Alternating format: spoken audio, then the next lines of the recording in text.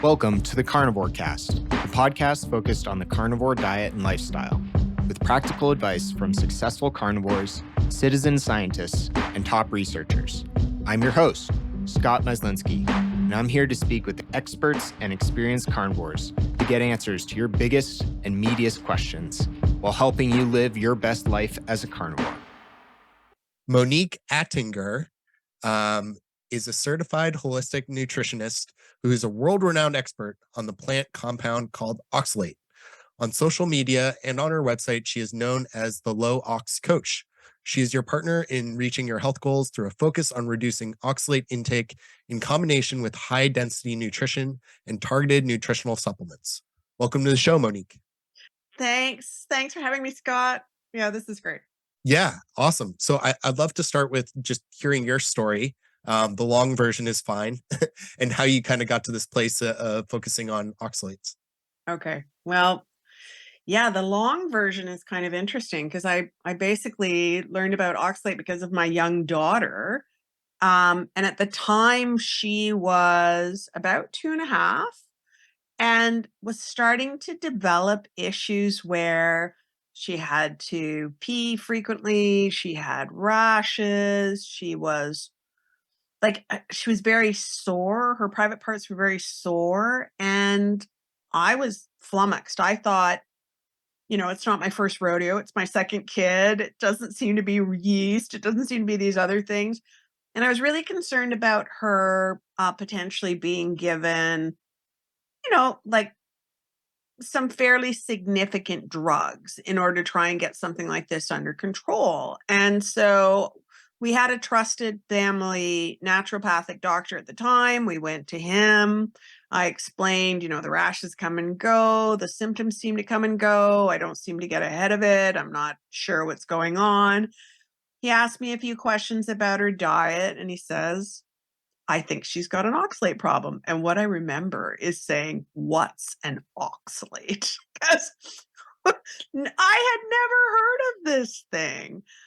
And so that really started us on a journey because she was, as I said, about 2.5, sort of pulling into 3 in about 4 months or so. And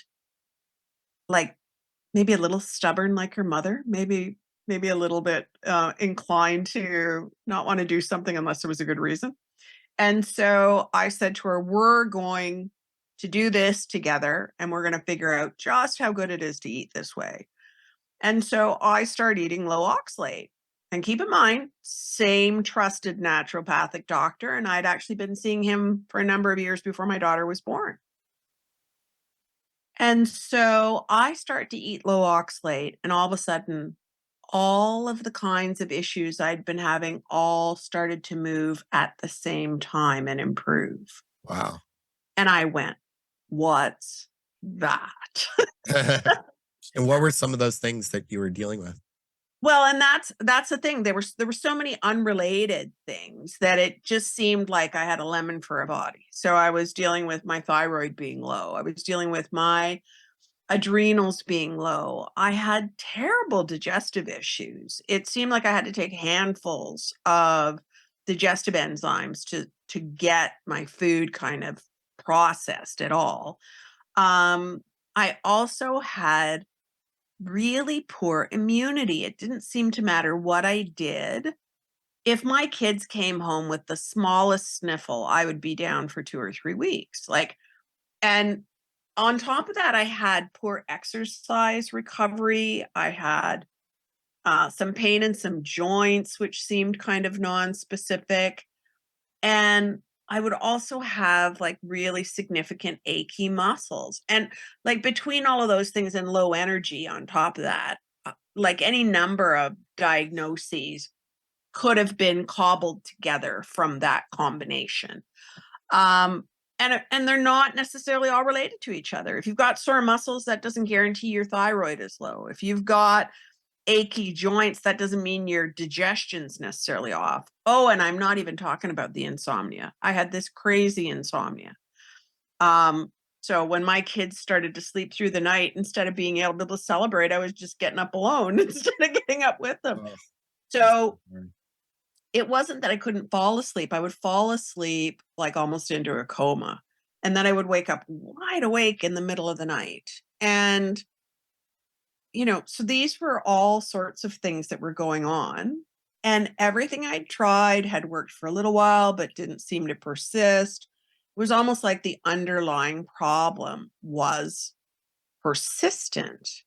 And so that's become kind of the hallmark for me when it comes to oxalate, that somebody's doing everything right. I was doing everything right. I was eating lots of healthy leafy greens. I was eating, detox supporting beets. I was eating almonds. I was off gluten. I didn't do dairy, like all the things that people do. And I was just getting worse. And in fact, at the time when we found the diet, I had gotten to a point where I was very worried that I really did just have a lemon for a body and I wouldn't live to see my kids grow up, because I had so many things kind of on a slow simmer. But I was like, at some point, the next straw might be the one that really gives me a big diagnosis. So just became fascinated at the fact that we could be so wrong about diet. And this diet for me was life-changing. I mean, I'm very happy that, my daughter is well and my son is well, and like that I've got healthy kids. But for me, the life-changing thing was I went from someone who had had kids late in life and thought she wouldn't live to see them grow up, to be a woman now in her 60s who's probably in better health than she's been since her 30s. So, that's huge. Definitely life-changing. And the more I learned about it, the more interested I got. And the more I went down the rabbit hole, the more I read in the research, the more I dove into helping out on the support groups, the more I got sucked into here. But now this has been about 15 years. So I was one of kind of a group of more early adopters. Susan Owens, whose name you may have heard before, started the Trying Low Oxalate support group. She had an initial group of people who had children who had autism and wanted to try the diet. And basically there's a senior administrative team, I guess, around that particular group now, where we are quote unquote old timers who have been doing the diet for a long time. And in the end, for me, I changed my career. I became a nutritionist. It changed my life in all kinds of ways. That's amazing. And how did it work for your daughter as well? Well, what's really made me very happy is that, she had abdominal pain sometimes. She had this issue with what looked like developing vulvodynia. She had these rashes. And so at this point in time, she's a typical teen. She'll occasionally cheat with food she probably shouldn't have. But that said, she's not got any of those problems. She has no more rashes. She has no more issues with vulvodynia. She doesn't have abdominal pain. And so, for me, it was a really good news story that A, I didn't have a lemon for a body, and that B, she didn't have a lemon for a body. I hadn't passed on some lemon genes. It was really a raw materials problem. This is my new analogy for this. When we eat, it's not just fuel. We are actually consuming the raw materials that are going to build the structure of our bodies. So you are essentially an independently mobile manufacturing facility who just happens to have emotions and consciousness attached to it. And so, really, do you want a vehicle per se that's been built with sub-quality parts? No, you don't, right? So once you start to bring in a really good quality diet, high nutrient, low toxin, then your body can build the kind of body you're supposed to have, right?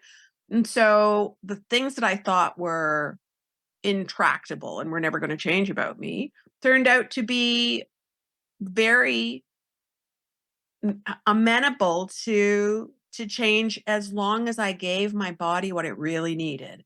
And nobody needs oxalate because it's a metabolic end product for us. Well, I was going to say toxin, but it's also a metabolic end product that we just get rid of because we have no functional use for it. And I think that's really where current nutritional advice does everybody a big disservice, because we really promote foods that have a lot of oxalate without looking at the impact that oxalate may have, and instead just looking at, oh, look at the nutrient density. But it's a trade-off thing, right? If I'm eating something that's really nutrient dense, but it's full of toxin that's going to make extra work for my body and is going to impact the effectiveness of the tissues that I build, that's not a win, right? Go someplace else where it's lower toxin. Yeah, and there are other high nutrient density foods which don't contain oxalate too. Absolutely. So, I mean, it makes sense that you'd be interested in talking to people about oxalate because oxalate's in plant foods. Yeah. It's not in animal foods. And so you can eat nutrient dense without these kinds of toxins by simply shifting your diet to be more animal based. And so I don't necessarily say everybody's got to be a carnivore, but I do think that everybody should be thinking seriously about eating a variety of good quality animal products, whole food animal products, because those are where you're going to get a lot of nutrient density, good quality materials to build that body with. And you're also eating foods that have essentially zero oxalate. And so that might leave some room for you to have the odd plant and not have your system be overwhelmed, because if my experience is any indicator, this stuff does bioaccumulate, and then you've got lots of fun going on. And what for those who I've had a lot of podcasts on oxalates, but for those who aren't familiar, what are some of the basic foods that like lots of people consume that are really high in oxalates? I do actually have a couple of articles that I wrote on my blog, on my website, where I set out what I call the oxalate dirty dozen. So if you're familiar with the Environmental Working Group and their dirty dozen, I have a dirty dozen too. And common foods that we eat, which would be really high in oxalate: spinach. It seems like the world is having a love affair with spinach, and it's a dysfunctional relationship. And so, this is one of those ones where you're really not getting benefit from the food in the way that you might expect, especially when you talk about it being high in minerals like calcium and iron. Um, most of that in spinach is bound to oxalate. You are not going to get use of that. Other ones top of my list would be things like almonds and almond flour products. I mean, almonds are the heavy hitters of the nut world, and they are, used for everything now. So you're using almond flour for muffins, and you're, eating almonds as snacks, and you're drinking almond milk. And, this is a real challenge, because a half a cup of something like almond flour will have about 400 milligrams of oxalate. And if you've ever seen those meal-sized muffins, the chances that those things, especially once they add other nuts, chocolate chips, spices, that one of those could have 600, 700, 800 milligrams of oxalate when you add it all up. I mean, that's not even hard to do. So that's got to be the top of my list. But other really challenging ones: rhubarb. Rhubarb is one of the highest oxalate foods you can eat where we still call it food. Honestly, loved it when I was a kid, but I remember being warned not to eat the leaves. Well, the leaves are even worse than the stems that we do eat. So rhubarb, beets and beet greens. Again, really high oxalate. And people think they support the liver. And here you are on this treadmill where the liver may be trying to get sulfate, pulling oxalate into it, causing you more problems.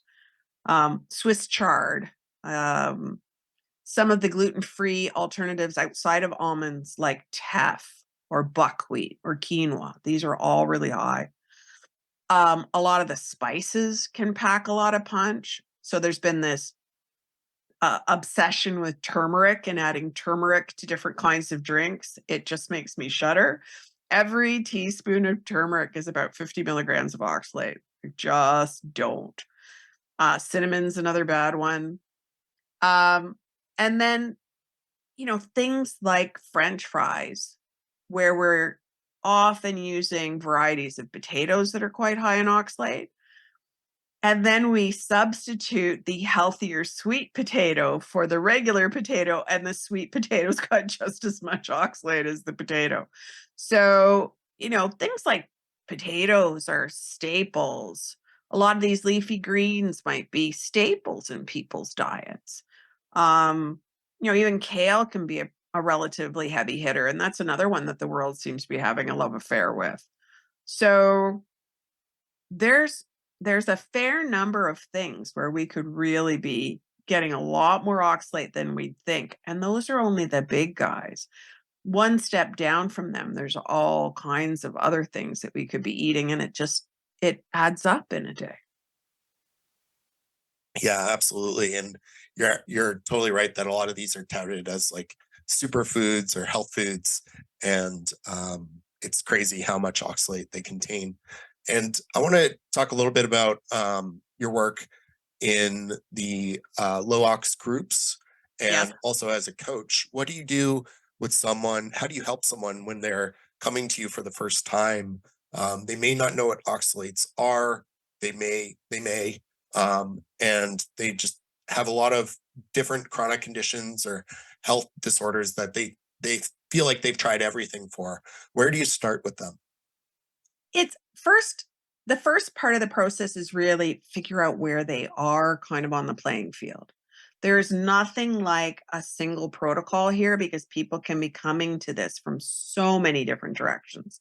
And unlike something where you have like a diagnostic kind of capacity because it's a single system in the body or it's a single set of symptoms, oxalate is so broad in how it could be impacting us.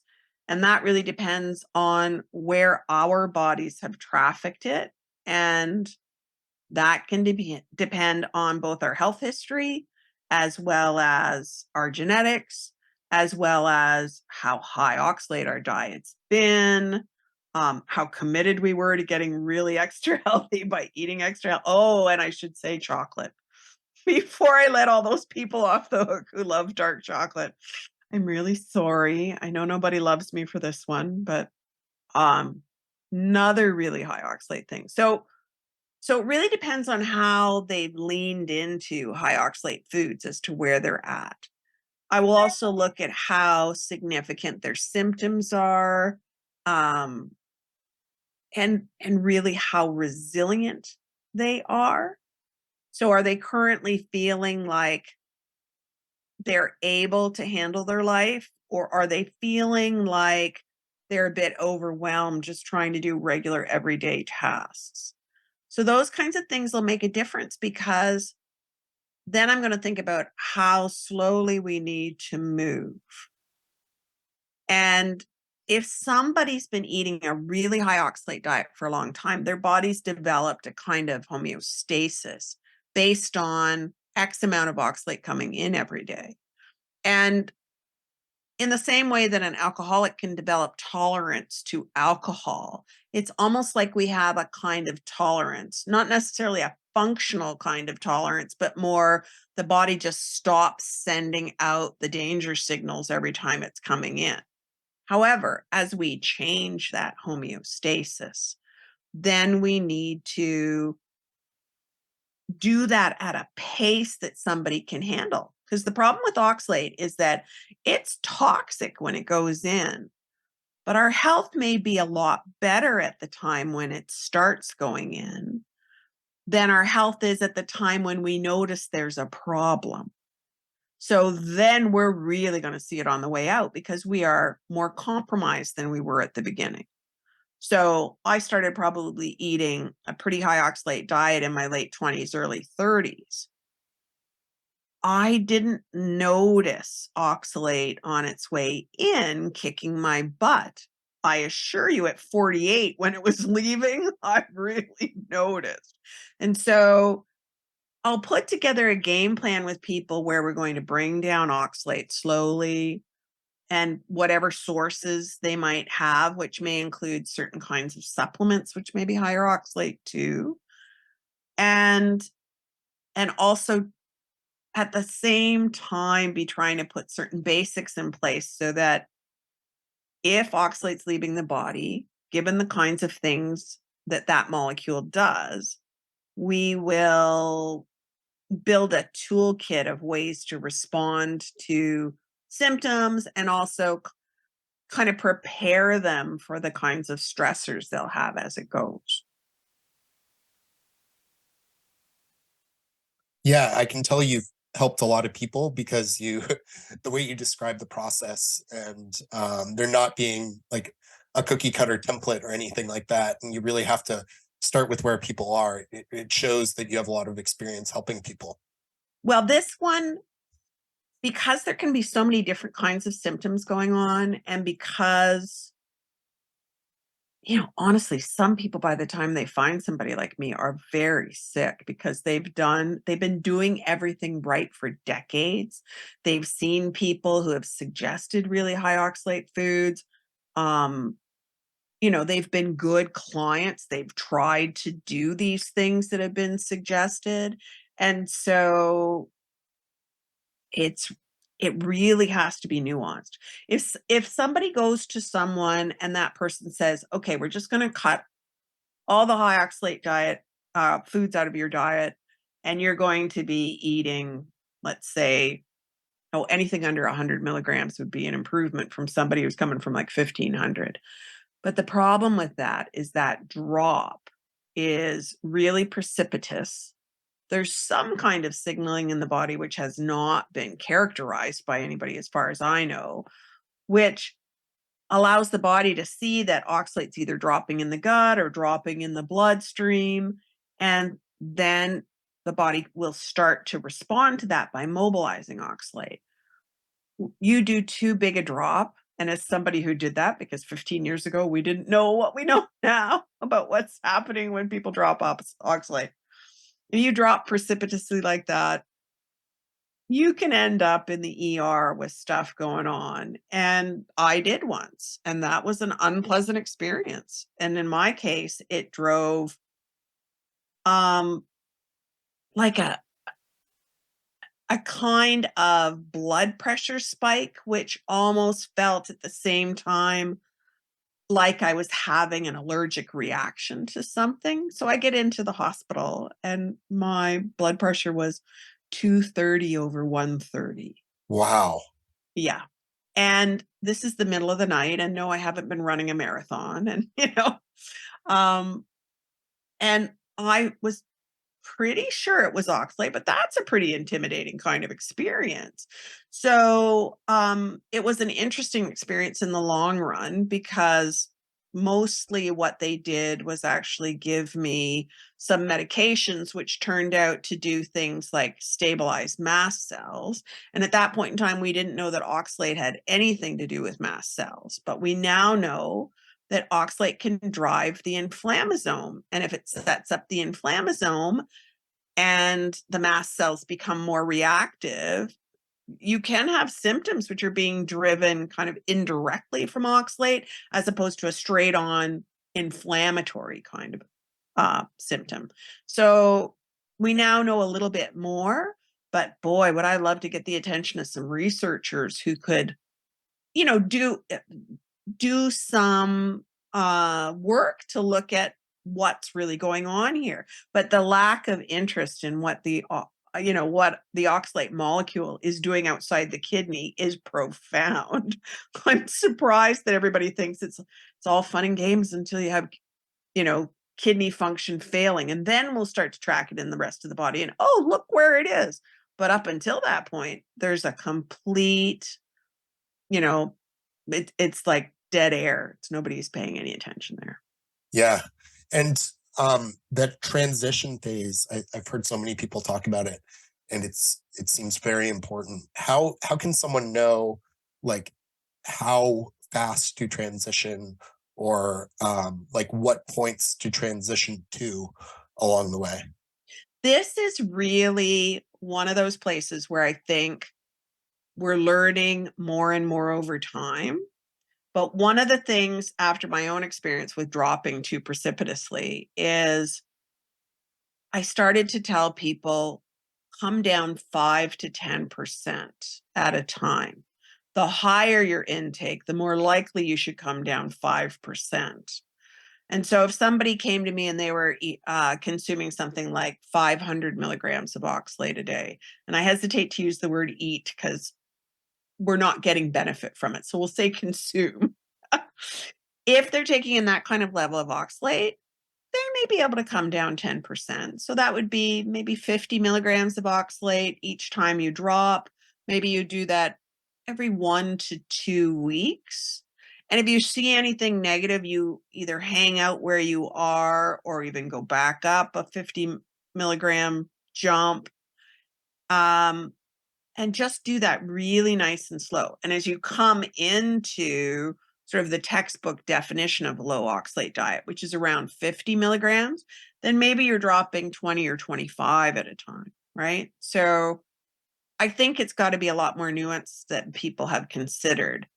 But if I've got a client who's really sky high, then I may, consider something that I refer to as the wave, which is they drop a little bit and then a little bit and then a little bit and then bounce back up and then drop and drop and drop and bounce back up, so that maybe I take them from their initial oxalate level. I'll pull a number, 1,500 milligrams.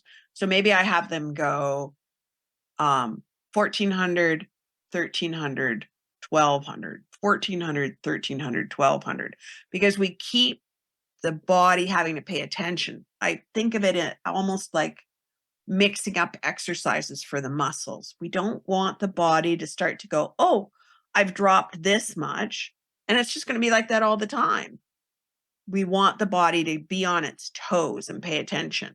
And so the higher somebody's been, the more likely I'm going to give them this wave formation and try to stabilize them at a certain level, which will become their top end level, and then have these drops. And then maybe we do that 4 or 5 times before we drop them again. So that if day 1's 14, day 2's 13, day 3 is 1,200 milligrams, that they do that 2 or 3 times, and then their top day becomes 1,300. And so we just sort of keep them going up and down, but the overall trend is towards less. And for some people that can work really well. And then the other instance is somebody's taking in a high amount of oxalate, but they're reacting to their diet every day. I may drop them a fair bit, stabilize them at that lower level, and then do that same kind of wave, but low enough that their body's able to get rid of more of it at a time because they've been reacting every day. So it really can vary as to where people are. And then I try to make it as uncomplicated as possible, like help people with diet plans, help people with recipes that they can use, give them ideas of, oh, let's get you to recipes that are giving you a baseline of, say, 250 milligrams of oxalate. And these are the things that you add in on a day to make your oxalate higher. And then we're going to just peel out the add-ins until we get to the baseline diet. And then we're going to do it again. So, I've come up with more and more tools over time to try and make things less complicated, because honestly, people were doing things like, oh, all the biggest offenders in my diet are like I did. I dropped almonds, spinach, beets, and chard. And I was eating 2 or 3 of those things every day.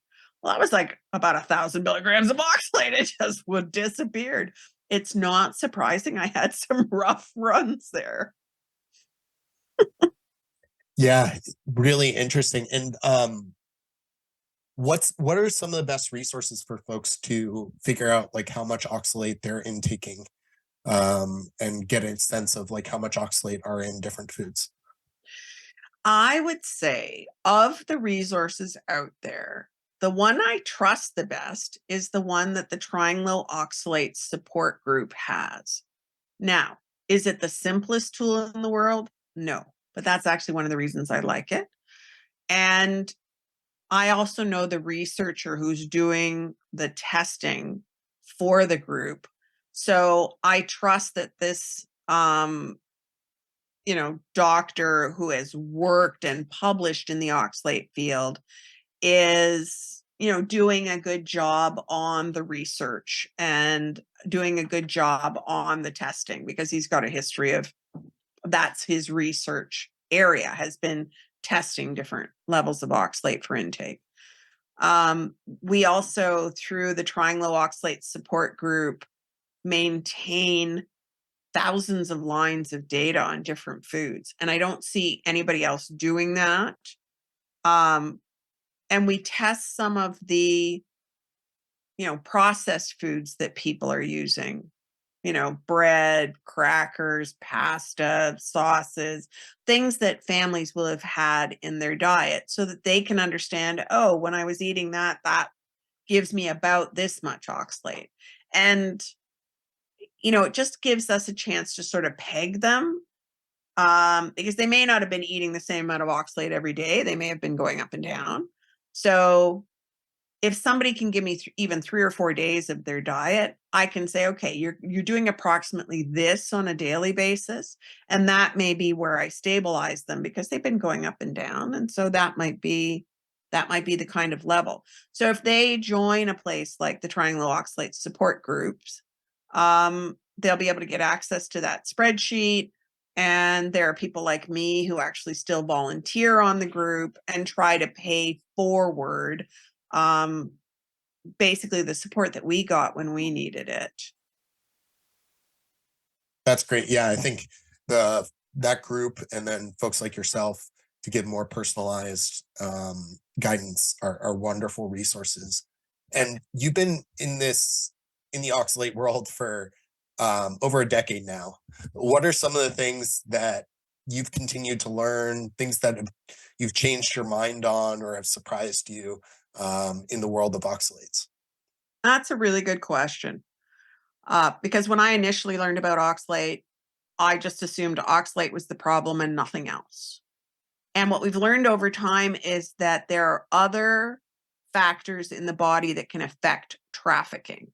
So that includes both the kinds of substrates that are moved by cell transporters and how those cell transporters may be affected by your genetics, none of which was on my radar at all when I started. But the other thing that's really changed is that we've started to understand and recognize why people who are reducing oxalate may find themselves having histamine issues or find themselves having salicylate issues. And so the more we learn about how oxalate is working in the body and what functions it tangles with and disrupts, then the better we can help people who are going through the process. So some people may temporarily see a histamine intolerance kind of issue, or maybe even a mast cell kind of issue. That's not a surprise to me at this point. And, it's that kind of greater complexity where they might need somebody like me in order to kind of handle these other complexities in which supplements can be helpful and those kinds of things, because it really isn't one size fits all. Like, any other diet you can think of, say a lowering histamine diet, you don't have to worry about nuancing your histamine down. drop that stuff out of your diet right away. There's no downside to that, right? But here you have this funny thing with oxalate where it can be impacting other things in the body and how things are functioning, and what kinds of issues you might be having with other foods. And honestly, one of the things I read recently, and I have to find the paper that I found it in because it was a throwaway sentence in the middle of the paper somewhere, but it was that cytokines, neurotransmitters, and hormones all affect how oxalate gets trafficked. And I was like, oh Wow. my goodness. Because like, which cytokines, which hormones, where, what about oxalate? Like, there is so much we need to know there. So some of it, people are learning as they do this journey. And in some cases with people like me who say, oh, you've got that symptom and that happened when you took this supplement. So what could that be? And then, start to try and find the things that connect those dots. But again, I'm back to, would I love to find a researcher who would be happy to pick my brain and decide on some studies? Yeah. Awesome. Yeah, that's really cool. And what are you hopeful for in the future for the world of oxalates? Thinking about, you mentioned some of it there regarding research, but what else are you looking forward to? I'm really looking forward to people being able to dodge this bullet. We are all doing our best with our nutritional understanding wherever we're at. But I think that a lot of people are not being served by the kinds of standardized suggestions that we're getting. And there are so many people so wedded to the idea that certain foods are high nutrient, when in my books now, I'd say too much toxin for not enough gain. And so what I would love to see is more of this kind of discussion where we're saying, essentially, let's do a cost benefit kind of thing for foods, right? And that would automatically dump some of the problems like almonds and spinach to the bottom of the heap in terms of choices, as opposed to being at the top. And that alone would do so much, because I don't think that we have to be in a position where people who are doing everything they can to get healthier are not getting healthier. I think diet is, what I would love is for it to be recognized as the huge lever that it really is. I thought I had a lemon for a body. I thought I had bequeathed that to my kids. I thought I'd die young. I mean, I've gone back to do things like karate, to work out in the fitness club. My trainer has me doing Romanian deadlifts. I'm 62. I am not a 20-year-old, right? But I have energy. I have vitality.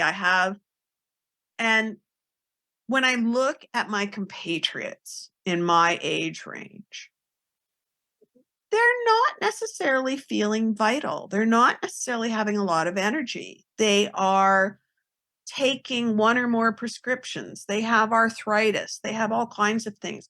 What if these are not diseases of aging, but are diseases of our diet? Changing my diet changed my life. And so what I'd say is, if you've been changing your diet and you're not getting better, please consider maybe trying reducing oxalate, trying to make your diet more nutrient dense, and, see what happens, because we can do so much better than this, I'm sure. Yeah, absolutely. And Monique, what are some of your goals for your own practice and helping people with low oxalate and growing that? Well, that's a really interesting question. One of the things I'm doing is trying to put more information up on YouTube. So I understand not everybody can afford to work one-on-one with somebody like me. So I've been looking at sort of a stair step approach. How can people come in at different levels where they can afford? So I now have my own YouTube channel, and I'm also involved with a group of the senior admin team from the Triangle Oxalates group. And we have called ourselves the Wizards of Ox. And we also have a YouTube channel. And I think the advantage of my own is that I have my own kind of focus. And the advantage of this group of four women who are also all long-term, involved with the low oxalate diet, is that you get these different perspectives between the four of us. So I'm participating in both of those things. I also have a Patreon group. So that allows people to sort of subscribe to information from me, but do it at different levels based on what they can afford. And I do spend time there answering questions to make sure that if somebody's investing some in me, which helps because I have to keep reading, I have to keep doing all kinds of stuff in order to build my own knowledge, then I'm going to invest back in them. So that group is one of my favorite projects at the moment. I am looking at online courses that would be available for people to do self-study. So I'm in the process of that. And I love doing group coaching. So I haven't done that for a while, but hopefully in the next probably 6 to 8 weeks, I'll be doing another group coaching. And I may be doing that with another professional who specializes in the interstitial cystitis world, who recognized that oxalate was huge for her. So Mandy LaGreca and I have run a number of these group coaching sessions, and because she brings a different perspective, I find it great. I don't think people all have to be doing it exactly the same way. And then I am going to keep doing one-on-one work because people sometimes need a nuanced approach. They need recipes and tools and supplements, but sometimes they also just need hand-holding because this can be a scary process if you're really sick. And so I will always continue to do the one-on-one as well. And hopefully at some point I too might be writing a book. And again, I think that the field is open to having different perspectives and different ways of expressing the information, because I don't know about you, but sometimes I need to hear more than one person talk about a topic for me to sort of formulate like that bigger context and a more rounded concept. And so I'm planning on sort of a pragmatist kind of approach, because that's me. I think of myself as the rubber meets the road gal. I like to be hands-on and, getting right into the challenges and the issues. So those are the kinds of things I'm looking at this point to grow my practice. Because I probably should be thinking about retiring at some point, but it doesn't look like it's anywhere near on the horizon. I love what I do too much. So Yeah. I keep telling my husband I'm on the Freedom 85 plan. Yeah, you seem incredibly passionate about all this, Monique, and I think it's so great that you found all these different ways to help people and engage with the low oxalate community, which is tremendous. It's really inspiring. This has been great, fantastic speaking with you. Really appreciate you taking the time, and I'll have links to your website and your social media in the show notes. But Perfect. if there's anything else you want to leave listeners with, go ahead. Well, I'm really focused on how to make this more accessible for people and not so expensive. And so I'll probably get to you, Scott, a couple of things that might help people. One is, if you like certain spices, like the dreaded turmeric or cinnamon, which is one of my favorites, there are ways to be able to get that flavor and not have the oxalate. And usually those are extracts. And so I'm working with a company out of the UK who has these extract drops. and they're lovely, really fresh spice taste. And I have a discount code, so I'll make sure that you get that. And I also have a discount code for people who like to take their supplements as plain powders. I often find that clients can dodge issues with starting a supplement if they're taking it not in a capsule where there's additives and things that may have been needed for encapsulation or tableting. And so sometimes plain powders can be really helpful. So for people who may have a little more say background and can make use of some of these kinds of tools, then I have a discount code that they can use, and I'll get a small commission as well. And so I love these everybody wins things. Awesome. Great. Well, I'll certainly have links to all of that in the show notes. And thank you again for your time, Monique. Thank you, Scott. Glad to be here. Have a great day. You too. If you enjoy the show, please consider supporting the Carnivore Cast on Patreon. By becoming a patron, you'll help us reach more people and continue to create content on carnivore. There are also exclusive perks available, such as private Q&As, consultations with me, and more. Become a supporter at patreon.com/carnivorecast. Check the episode description for the link. Thank you, and I'll see you there. Thank you for listening to this episode of the Carnivore Cast.